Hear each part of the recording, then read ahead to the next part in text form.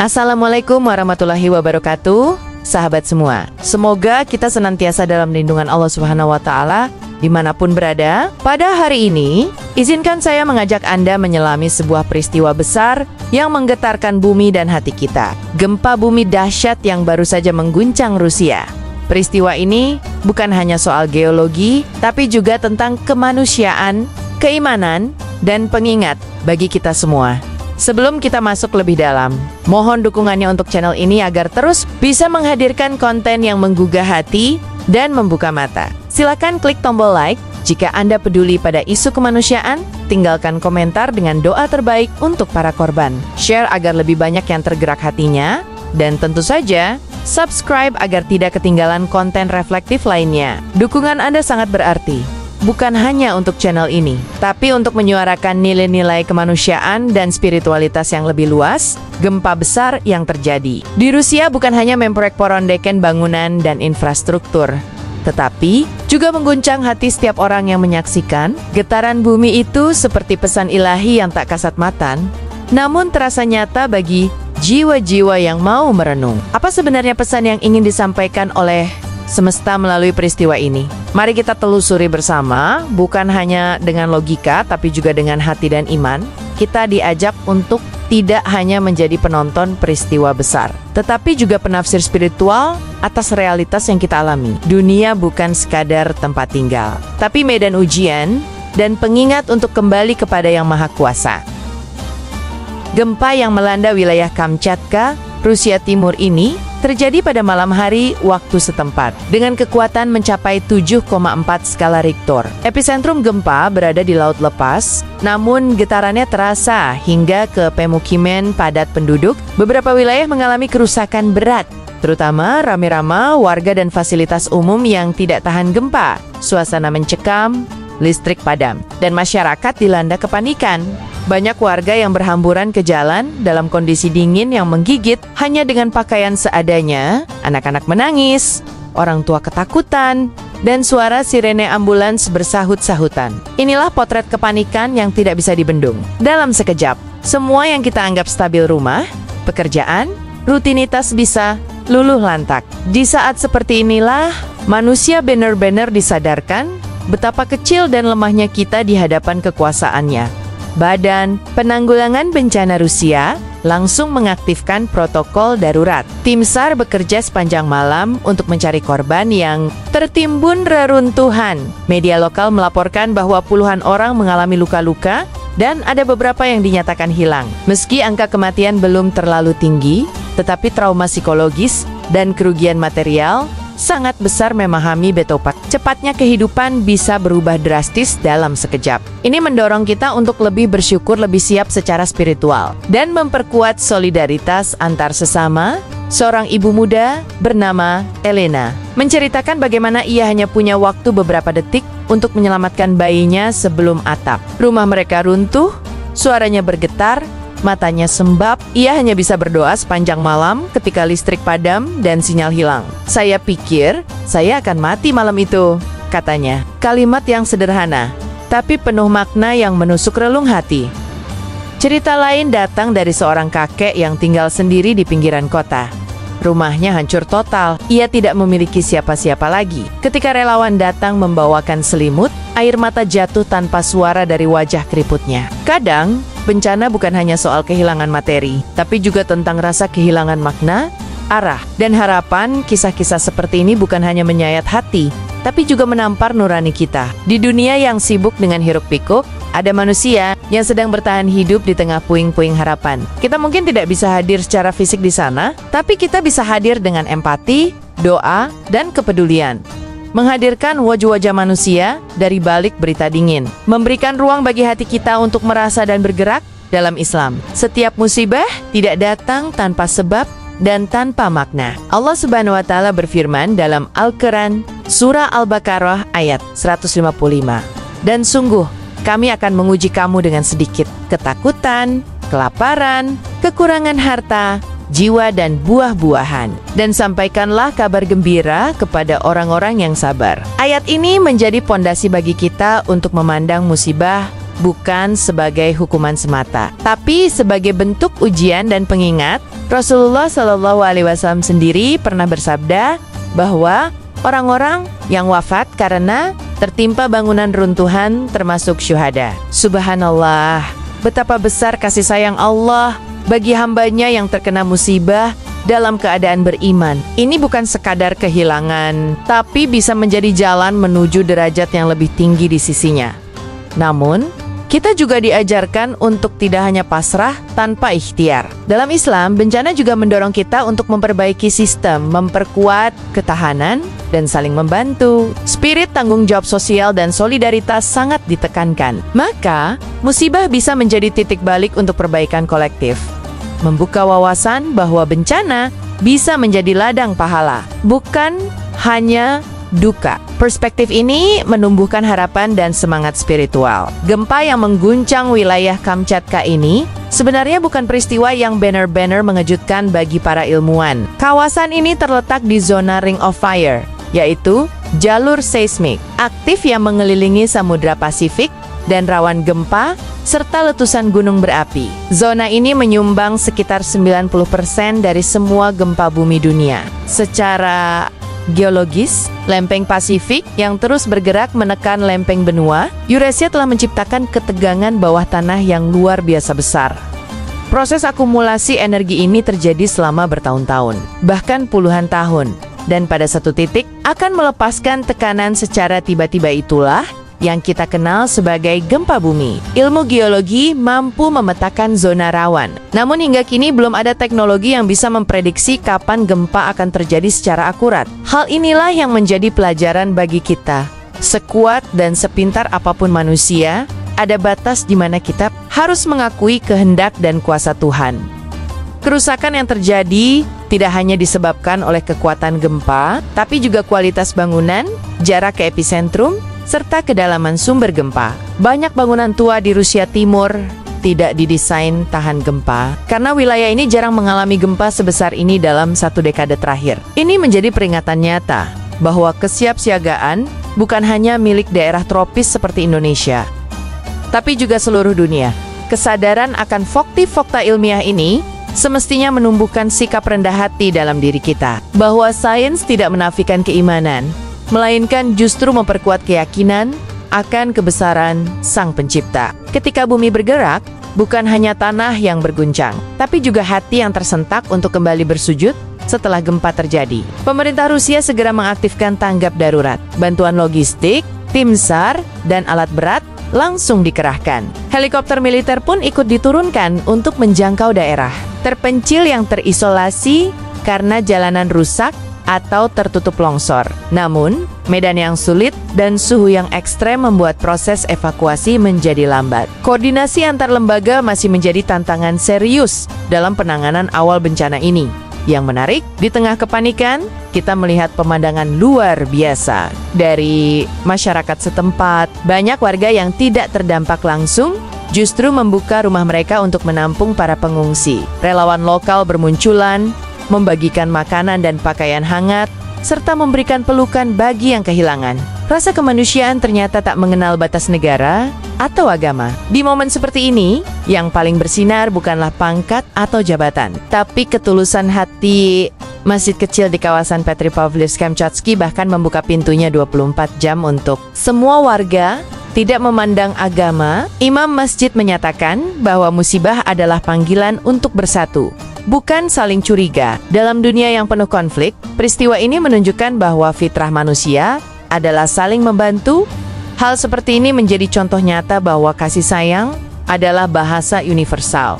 Kita belajar bahwa dalam krisis, kadang masyarakat sipil bergerak lebih cepat daripada sistem formal. Empati tidak memerlukan protokol. Dan dari peristiwa ini, kita diajak untuk menjadi bagian dari solusi kapanpun, dimanapun, dan bagaimanapun caranya. Trauma pasca gempa adalah luka yang tak kasat mata. Banyak korban mengalami insomnia, depresi, bahkan rasa takut berlebih terhadap suara keras atau guncangan kecil. Anak-anak kehilangan selera bermain, dan orang dewasa kehilangan kepercayaan pada kestabilan hidup. Sayangnya, upaya pendampingan psikologis seringkali menjadi hal yang diabaikan dalam respon awal bencana. Pemerintah Rusia kini bekerja sama dengan lembaga kemanusiaan untuk mengirimkan psikolog dan konselor trauma ke wilayah terdampak. Mereka mengadakan sesi terapi kelompok di tenda-tenda darurat dan rumah ibadah. Aktivitas seperti menggambar, bercerita, dan sekadar mendengarkan menjadi sarana pemulihan emosional yang efektif. Pendekatan ini menunjukkan bahwa bantuan tidak selalu dalam bentuk makanan, tetapi bisa berupa kehadiran dan perhatian. Sebagai umat beriman, kita diajarkan untuk saling menenangkan satu sama lain. Dalam Al-Quran disebutkan bahwa hati akan tenang dengan mengingat Allah, maka dalam suasana mencekam seperti ini, dizikir, doa bersama, dan salat berjamaah menjadi pelipur lara tersendiri bagi para korban. Spirit keimanan membantu menyatukan. Peristiwa ini mengingatkan kita bahwa membangun manusia lebih sulit daripada membangun gedung. Namun, dengan kepedulian dan kasih sayang, luka hati pun bisa perlahan pulih. Kita tidak hanya butuh logistik, tapi juga pelukan dan kata-kata yang menyejukkan. Respon internasional terhadap bencana ini cukup cepat. Negara-negara sahabat seperti Turki, Indonesia, dan Jerman langsung mengirimkan bantuan dan menyatakan bela sungkawa. Palang Merah Internasional juga mengordinasikan pengiriman tenda, obat-obatan, serta alat pemurni air. Dunia kini bergerak bukan hanya karena kewajiban diplomatik, tetapi juga karena rasa kemanusiaan yang mendalam. Media internasional menyoroti bagaimana gempa ini menguji kesiapan Rusia dalam menghadapi bencana alam yang langka di kawasan tersebut. Banyak negara belajar dari kesalahan dan keberhasilan penanganan Rusia, sehingga bencana ini tidak hanya menjadi tragedi, tetapi juga pelajaran global. Dunia menyadari bahwa krisis kemanusiaan di satu tempat adalah peringatan bagi tempat lain.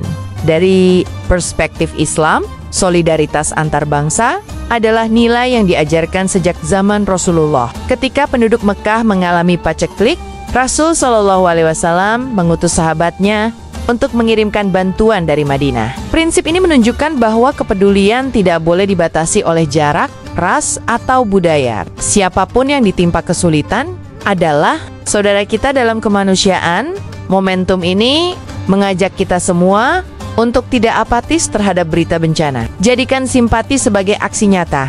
Tidak harus besar. Donasi, doa, atau bahkan menyebarkan informasi yang benar adalah bentuk kontribusi kecil yang berarti besar.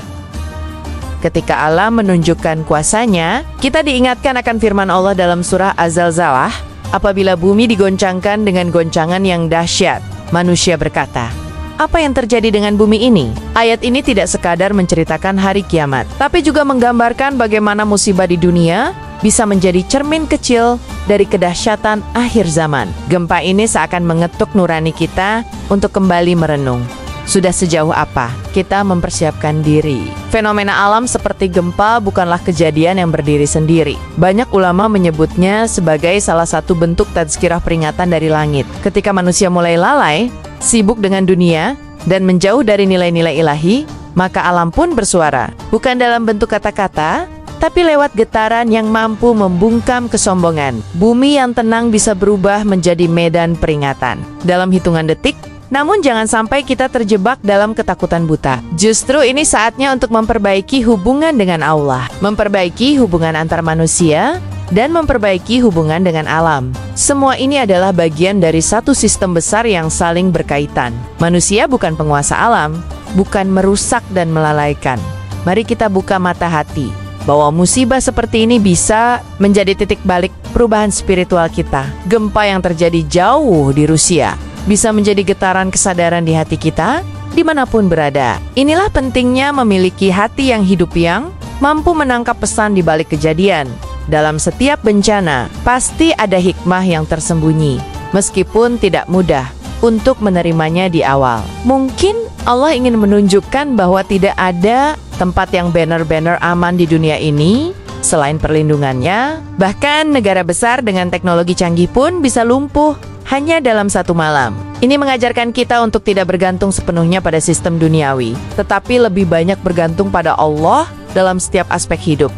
Banyak kisah menyentuh datang dari mereka yang kehilangan segalanya, namun masih bersyukur karena diberi keselamatan. Seorang ayah berkata, "Rumah saya hancur, tabungan saya lenyap, tapi anak dan istri saya masih di sisi saya. Itu lebih dari cukup. Kalimat sederhana tapi dalam. Betapa sering kita lupa bersyukur atas hal-hal yang masih kita miliki karena terlalu fokus pada yang hilang. Hikmah lainnya adalah tumbuhnya solidaritas yang luar biasa. Banyak warga yang selama ini hidup individualis tiba-tiba mulai mengenal tetangga, saling membantu, bahkan makan bersama dalam satu tenda pengungsian. Bencana menyatukan yang terpisah, mendekatkan yang berjauhan. Ini menjadi pelajaran sosial penting bagi kita di era modern yang semakin menjauhkan manusia dari satu sama lain. Jadi, ketika kita melihat reruntuhan rumah dan bangunan, jangan hanya melihat kehancuran. Lihat juga tumbuhnya harapan baru, nilai-nilai, kemanusiaan, dan kesadaran spiritual yang mungkin selama ini tertutup oleh kesibukan duniawi. Hikmah bukan hanya ditemukan di akhir, tapi bisa mulai terlihat dari detik pertama kita ikhlas menerimanya. Salah satu pelajaran besar dari bencana ini adalah pentingnya membangun budaya kesiapsiagaan. Di negara seperti Jepang, latihan evakuasi rutin dilakukan bahkan sejak usia sekolah dasar. Ketika gempa datang, mereka tahu harus kemana dan bagaimana bertindak. Ini bukan soal teknologi semata, tapi tentang kebiasaan, kesadaran, dan disiplin kolektif. Sayangnya, di banyak negara lain, termasuk Rusia, budaya ini masih lemah. Dalam Islam, ikhtiar dan tawakal berjalan beriringan. Rasulullah Shallallahu Alaihi Wasallam bersabda, "Ikatlah untamu, lalu bertawakallah kepada Allah." Artinya, kita tidak bisa hanya berserah diri tanpa usaha. Membangun rumah tahan gempa, menyusun rencana evakuasi keluarga, dan mengetahui jalur evakuasi di tempat umum adalah bentuk nyata dari tanggung jawab seorang mukmin terhadap amanah keselamatan. Bencana bukan bisa dicegah, tapi dampaknya bisa diminimalisir. Dan itu adalah tugas kita semua. Umat Islam harus tampil di garis depan dalam membangun kesadaran. Mitigasi bencana bukan hanya pasif dalam menerima takdir.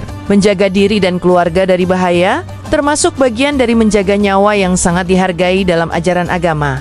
Dengan memahami bahwa kesiapsiagaan adalah bagian dari ibadah, kita bisa mengubah pola pikir masyarakat dari yang awalnya panik dan tak tahu harus berbuat apa, menjadi tanggap, sigap, dan tetap berserah diri dengan bijak. Inilah bentuk keimanan yang tidak hanya tertulis di kening, tapi tercermin dalam tindakan nyata. Kini saatnya kita bertanya pada diri sendiri, apa yang bisa kita lakukan? Apakah kita akan berhenti di simpati semata, atau melangkah lebih jauh menuju empati dan aksi? Banyak organisasi kemanusiaan saat ini membuka donasi untuk membantu para korban gempa di Rusia.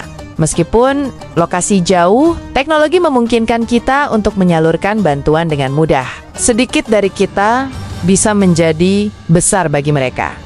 Selain bantuan material, kita juga bisa berperan dengan menyebarkan informasi yang benar. Banyak hoaks dan disinformasi menyebar saat bencana, dan ini justru memperburuk situasi. Jadilah agen kebaikan dengan membagikan berita yang valid, mendorong doa bersama, dan menginspirasi orang lain untuk peduli. Setiap klik, komentar, dan share bisa menjadi jembatan menuju pertolongan. Dan jangan lupakan doa. Dalam Islam, doa adalah senjata paling ampuh. Doakan keselamatan bagi korban, doakan kekuatan bagi relawan, dan doakan agar hati kita pun dibuka untuk terus berbuat kebaikan. Nabi Muhammad SAW pernah mengatakan, doa seorang muslim untuk saudaranya yang jauh adalah mustajab. Maka jangan anggap remeh kekuatan spiritual ini. Ketika kita bergerak bersama, sekecil apapun kontribusinya, insya Allah ada keberkahan yang mengalir. Tidak harus menjadi pejabat atau relawan lapangan. Kita bisa menjadi bagian dari solusi melalui doa, donasi, atau hanya sekadar menyebarkan kepedulian.